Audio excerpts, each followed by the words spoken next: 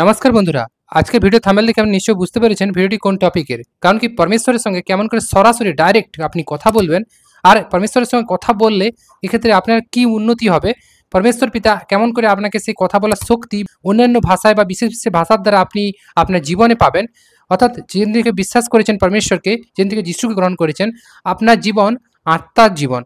তা অবশ্যই পরমেশ্বরের পাওয়ার সামর্থ্য আপনার জীবনে রয়েছে, কিন্তু সেটাকে আপনি কেমন করে আরও ডেভেলপ করবেন, আপনার আত্মাকে কেমন করে উন্নতি করবেন, অর্থাৎ আত্মার মধ্যে কোয়ালিটি গুণ নিয়ে আসবেন, এই বিষয়ে ভিডিও। তাই অবশ্যই ভিডিওটিকে শেষ সময় দেখার চেষ্টা করবেন। কারণ কি অনেক দাদাভাই দিদিভাই আমাকে কমেন্ট করে যে বিভিন্ন ভাষা বা বিশেষ বিশেষ ভাষা এটা কি, এর অর্থ আমরা বুঝতে পারবো কেমন করে, বা এই ভাষায় কথা বলতে হয় কেমন করে, এটা কেমন করে পাবো, আমরা চেষ্টা করলেও কেন এই ভাষায় কথা বলতে পারছি না। দাদাভাই আপনি ভিডিও করুন আর আমাদেরকে জানান।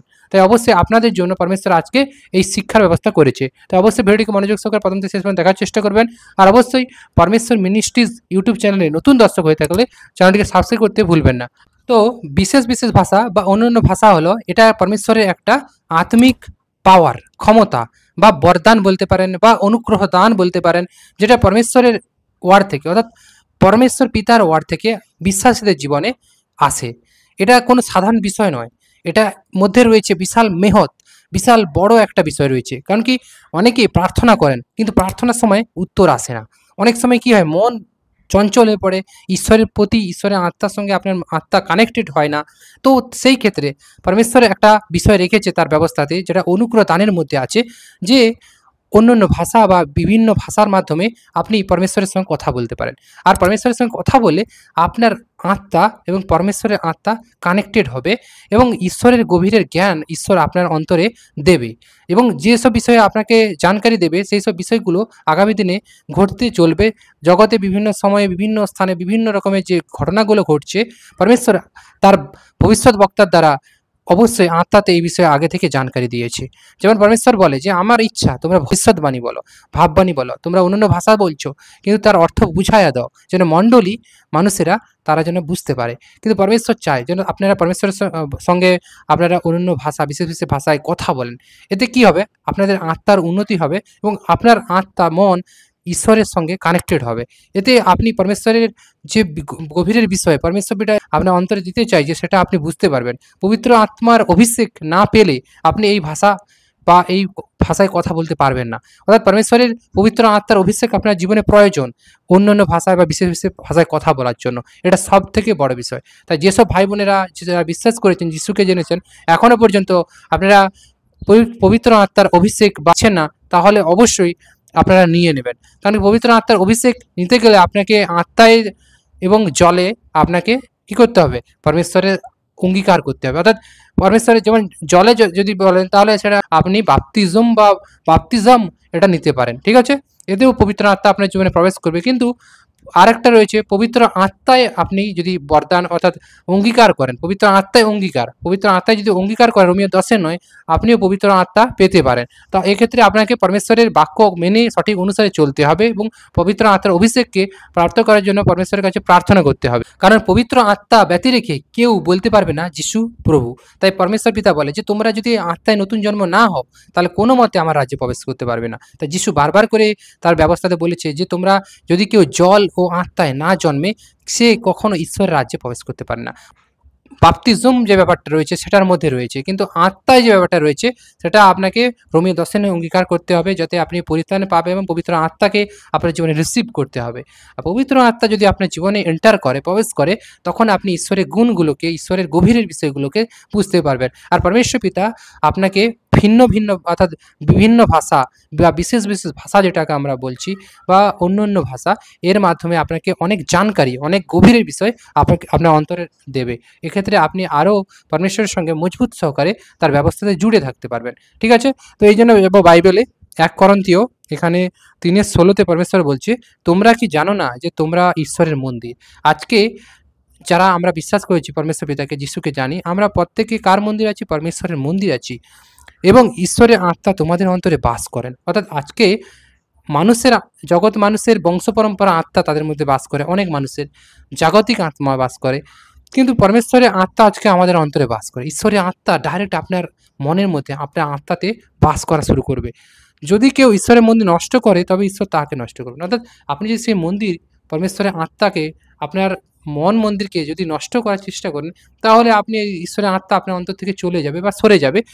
তো তখন ঈশ্বর আপনাকে নষ্ট করবে।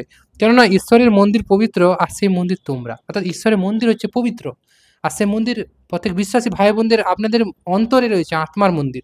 এটা কোনো জগতের মন্দির নয়, এটা কোনো উপাসনা স্থল নয়, কিন্তু পরমেশ্বরের আত্মা থাকা, অর্থাৎ ঈশ্বরের আত্মা, পবিত্র আত্মা বাস করবে আপনার অন্তরে, মনের মধ্যে। সেটা হচ্ছে পরমেশ্বরের মন্দিরের স্বরূপ। তাই পরমেশ্বর বলে যে ঈশ্বরের মন্দির নষ্ট করবেন না। অর্থাৎ ঈশ্বরের মন্দির নষ্ট করতে কে চায়? শয়তান সবসময় চায় পরমেশ্বরের মন্দির নষ্ট করার জন্য। অর্থাৎ আপনার মধ্যে যে ঈশ্বরের জ্ঞান, বচন রয়েছে, ব্যবস্থা রয়েছে, সেটাকে সে নষ্ট করতে চায়।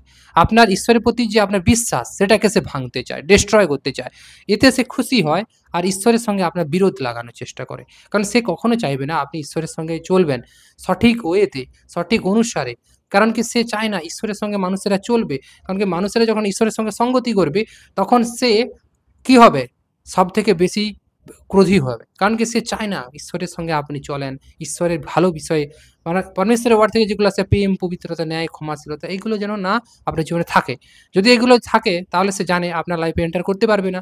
তাই সে আটকানোর চেষ্টা করে, আর আপনার আত্মাকে অন্ধকারের দিকে টেনে নিয়ে যাওয়া যায়, যাকে বলা হয় নরক। নরকের রাস্তাতে সে শয়তান নিয়ে যায়। এই জন্য পরমেশ্বর বলে যে স্বর্গের রাস্তা কি? সংকীর্ণ। সংকীর্ণ দ্বার দিয়ে প্রবেশ করুন। আজকে সংকীর্ণ দরজা আপনার জন্য আছে, আর যিশুতে সেটা আপনি পাবেন, রিসিভ করবেন। ঠিক আছে? আর নরকের রাস্তা বিশাল বড়, চওড়া, অনেক লোক ছুটে সে রাস্তায়, কিন্তু তার শেষ পরিণাম কি? শেষ পরিণাম কি? শেষ পরিণাম মৃত্যু। পরমেশ্বর বলে সংকীর্ণ রাস্তা জীবনের রাস্তা। তাই আমি তোমাকে বলি জীবন মনোনীত করার জন্য তুমি সব অংশে বাঁচিতে পারো। পরমেশ্বর আমাদেরকে জীবন মনোনীত করতে এই জন্য বললো, যেন তার সঙ্গে চলে পরমেশ্বরের সঙ্গে আমরা সব অংশে বাঁচি। ঠিক আছে? আর এখানে বলেছে যে ঈশ্বরের মন্দির পবিত্র, আর সেই মন্দির তোমরাই। আজকে সেই মন্দির আমরা বিশ্বাসীদের মধ্যে রয়েছে। প্রত্যেক বিশ্বাসী ভাই বোনেরা আছে ঈশ্বরের মন্দির। এই মুহূর্তে আমি চলে এসেছি 1 করন্থীয়, এখানে পরমেশ্বর বিশেষ বিশেষ ভাষা সম্পর্কে কি বলেছে এটা বিষয়ে আপনাদেরকে বলার জন্য। 1 করন্থীয় 12-4 থেকে আপনারা পড়বেন, তাহলে বিষয়টা বুঝতে পারবেন। 4 থেকে যদি একদম 12-13 পর্যন্ত পড়েন, অর্থাৎ 12 দাগ পর্যন্ত, তাহলে পরমেশ্বর পিতা আপনাকে গভীর বিষয়টা বলবে। এখানে বলেছে যে 4-এ অনুগ্রহ দান নানা প্রকার, কিন্তু আত্মায়। পরমেশ্বরের যে অনুগ্রহ দান, এটা নানা প্রকার হয়ে থাকে, কিন্তু আত্মা কিন্তু ঈশ্বরের এক। এবং পরিচর্যা নানা প্রকার, কিন্তু প্রভু এক।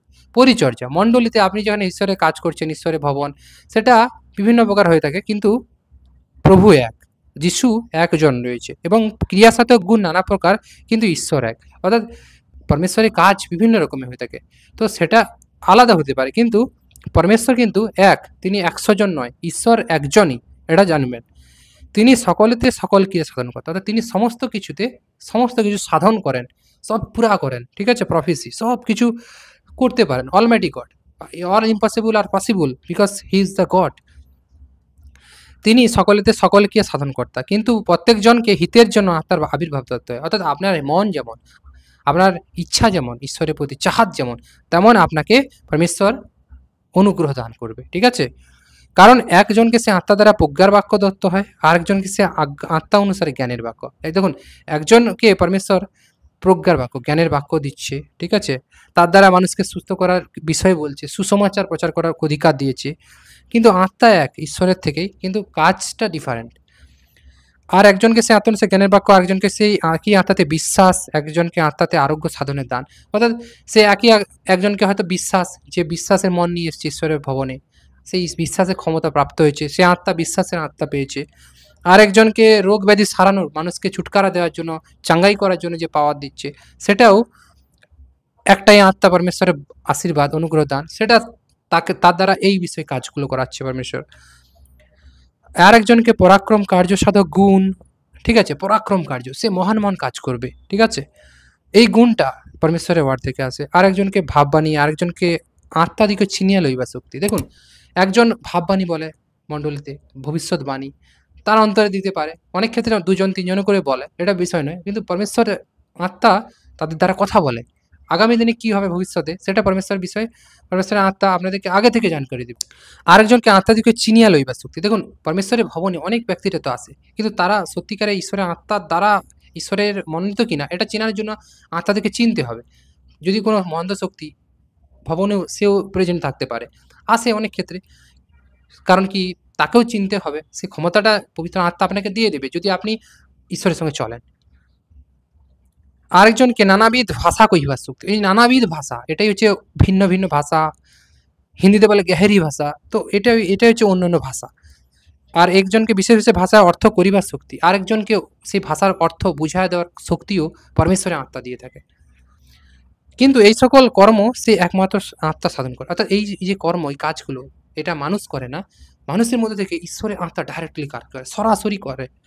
ইনডাইরেক্টলি নয়, ডাইরেক্টলি করে। এইজন্য বলছে সরাসরি ঈশ্বরের সঙ্গে কথা এই ভাষায়।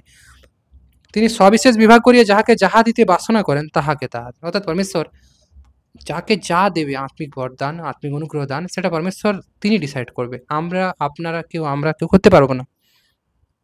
তাই পরমেশ্বর বলে যে তোমরা এই যে ভিন্ন ভিন্ন ভাষা, বিশেষ বিশেষ ভাষায় কথা কইবার শক্তি কখন পাবে? যখন তোমরা পবিত্র আত্মায় চলবে, পবিত্র আত্মার জানকারি তিনি চলবে, পবিত্র আত্মা আপনার জীবনে রিসিভ করবে, পবিত্র আত্মার অভিষেক পাবে, তখন আপনার জীবনে এটা পসিবল। তখন আপনি ঈশ্বরের সঙ্গে কথা বলতে পারবেন, আর সেই সামর্থ পাওয়ার আপনার জীবনে নেমে আসবে স্বর্গ থেকে। ঠিক আছে? আর এই ভাষায় কেমন করে কথা বলবেন? অনেকে বলে যে এই ভাষাগুলো কীরকম? দেখুন, এই ভাষাগুলো এরকমই হয়। যেমন পরমেশ্বরের ধন্যবাদ করবেন যিশুর নামে, পরমেশ্বর পিতা আপনার ধন্যবাদ, আমি আপনার সঙ্গে কথা বলতে চাই পবিত্র আত্মার দ্বারা, এবং ভিন্ন ভিন্ন ভাষা আপনার সঙ্গে বলতে চাই পিতা। এটা আপনি প্রার্থনা করবেন। যদি প্রার্থনা করেন পরমেশ্বর আপনাকে দেবে। হ্যাঁ? তো এই ভাষায় কথা বলতে গেলে আপনি এরকম বলতে পারেন। আমি উদাহরণস্বরূপ বলছি, বাট এটা কোনো শেখানো যায় না। এটা আপনার আত্মার সঙ্গে আত্মার কথা হয়। এটা আমরাও কেউ বুঝতে পারবো না। তাই এ ভাষা কেউ শেখাতে পারবে না। বাট আমি উদাহরণস্বরূপ আপনার প্র্যাকটিসের জন্য বলছি। আমি যেভাবে করি, তো পরমেশ্বর ধন্যবাদ যিশুর নামে। হিলি হিলি হিতিতিলি হিনতিরিকিতে লাভাহাসি হিতি লাহা বাহাল কালাকা হিতিতিলিকি হিলি হিলি হিলি আবালাবা সাহাতি বহ লাকামাতি বিহলিকি বাহাতিহি লুকাহি মাহানিকাতিহি বহন্তি শিব ক তালাকি বিহতে সবাহিত পালকে সবিহিত হবলে কাহওয়া। তো ধন্যবাদ পরমেশ্বর, ধন্যবাদ যিশু। এইভাবে আপনারা প্র্যাকটিস করুন। ঠিক আছে? এটা আপনার আত্মা অনুসারে আপনার মধ্যে আসবে গুণগুলো। এর থেকেও ভালো, ভালো ভাষা আসবে পরমেশ্বরের অন্যান্য ভাষা, যেটা আপনি বুঝতে পারবেন না। বাট আত্মা অনুসারে হওয়া উচিত। পবিত্র আত্মার দ্বারা হওয়া উচিত। তবে এটা ঈশ্বরের সঙ্গে আপনি কথা বলবেন। ২০ মিনিট ৩০ মিনিট করে আপনি প্র্যাকটিস করুন, তারপরে প্রার্থনা করবেন। দেখবেন প্রার্থনার রেজাল্ট আসবে এবং প্রার্থনার উত্তর আসবে, মন স্থির হবে এবং ঈশ্বরের প্রতি মন কানেক্টেড হয়ে যাবে আত্মা। ওকে? তাই এতটাই ছিল। আশা করি বুঝতে পেরেছেন। যদি বুঝতে পারেন কমেন্টে জানাবেন। আর কিছু জানার থাকলে ফোন করতে পারেন। ঠিক আছে? পরমেশ্বর পিতা ধন্যবাদ মহান যিশুর নামে আজ এখানে শেষ করছি। ভিডিওটি ভালো লাগলে লাইক, কমেন্ট, শেয়ার করবেন। ধন্যবাদ পিতা পরমেশ্বর, ধন্যবাদ মহান যিশু পিতা, আপনাকে ধন্যবাদ আপনি এই বিষয় শেখানোর জন্য ভাই বোনদেরকে। Praise of Lord. আমেন। परमेश्वर की तारीफ करो। आमीन।